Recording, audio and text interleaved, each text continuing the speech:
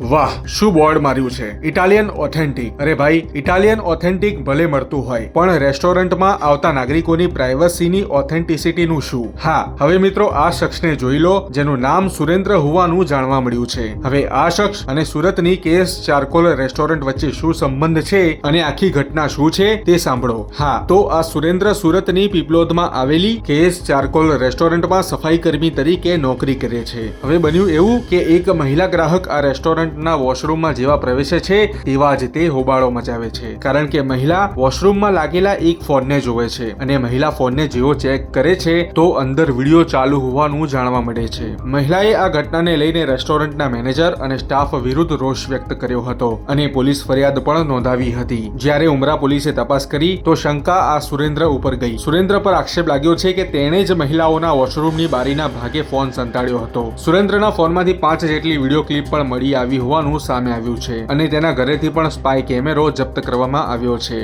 મિત્રો, હજુ પણ આ કેસને લઈને ઘણી શંકા છે, જો કે તપાસ તો ચાલુ છે. હવે આ સમગ્ર ઘટનાને લઈને તમે શું કહેશો? કરો કોમેન્ટ.